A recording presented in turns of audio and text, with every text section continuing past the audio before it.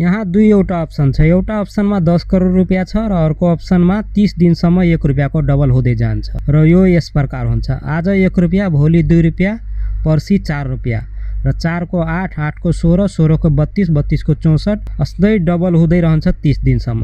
अब भन्नुस् त तपाईहरु कुन अप्सन लिनुहुन्छ?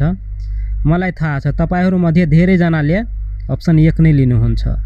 यदि तपाईहरु अप्सन 1 नै लिनुभएछ भने तपाईहरुलाई म के भन्न चाहन्छु, तपाईहरु लगभग 43 करोड रुपियाँ भन्दा माथिको लसमा हुनुहुन्छ। कसरी? हेरौ अगाडि। त हाई नमस्कार, मेरो नाम नवीन मण्डल हो र तपाईहरुलाई स्वागत छ नवीन मोटिभेसन युट्युब च्यानलमा। साथीहरु, यदि यो च्यानललाई तपाईहरुले सब्स्क्राइब गर्नुभएको छैन भने सब्स्क्राइब गरिदिनु होला, किनकि यो च्यानलमा यस्तै फाइनान्ससँग रिलेटेड भिडियो आउँदै रहन्छ र यो च्यानलमा अहिले फाइनान्सको बेसिक भिडियो अहिले बनाइराखेको छु मैले। त्यही भएर यो च्यानलको सबै भिडियो हेर्नु होला, जस्तै कि एक्टिभ र पैसिभ इन्कम भनेको के हो र धेरै भिडियो छ, 2-3 वटा भिडियो छ, एकदमै युजफुल भिडियोहरु छ। यो भिडियो फुल हेर्नु होला र यो च्यानललाई सब्स्क्राइब गरिदिनु होला। त कसरी? हेर्नुस्, अप्सन 1 मा यो पैसा त स्टेबल भइसक्यो, यसमा कुनै ग्रोथ छैन। यो 10 करोड एकदमै ठुलो रकम हेरेर तपाईहरु अप्सन 1 नै लिनुभएछ, मलाई थाहा छ। तर अप्सन 2 मा यो पैसामा ग्रोथ छ। हेर्नुस्, यसलाई भन्छ डबलिङको गेम।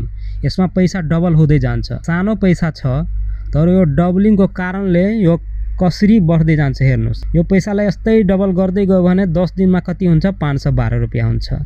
त 512 रुपियाँ त यो सानो तानो रकम जस्तो हेर्नमा त केही छैन लाग्छ तपाईहरुलाई अहिले। तर हेर्नुस्, अगाडि बढ्दै जानु र कति बढेको छ हेर्नुस्। 16 दिनमा हेर्नुस् कति छ? 32,000 कति भयो र यस्तै जँ टाइम बढ्दै जान्छ हेर्नुस् त 20 दिनमा 5 लाख भन्दा पनि बढी भइसक्यो र यस्तै 30 दिनमा हेर्नुभयो भने तपाईहरु हेर्नुस् त 53 करोड भन्दा माथि रुपियाँ भइसकेको छ।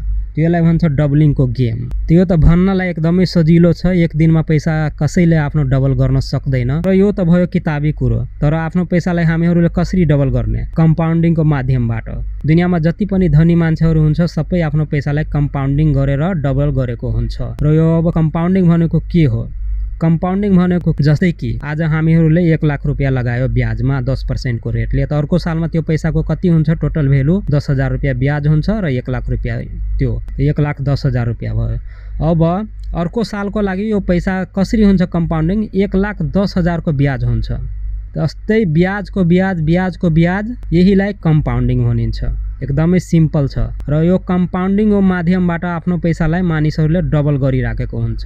दुनियामा जति पनि धनी मान्छेहरू छ उनीहरू आफ्नो पैसालाई के गर्छ? कुनै बिजनेसमा लगाउँछ, स्टकमा लगाउँछ र यो स्टकबाट आएको रिटर्नलाई पनि रिइन्भेस्ट गरेर उनीहरू आफ्नो पैसालाई यस्तो कम्पाउन्डिङको माध्यमबाट डबल गरिराखेको हुन्छ। र यो कम्पाउन्डिङ भन्ने यस्तो शब्द हो नि, यसलाई यदि तपाईहरुले राम्रोसँग बुझ्यो भने एकदमै सजिलो हुन्छ तपाईहरुलाई आफ्नो पैसालाई ग्रोथ गर्नको लागि।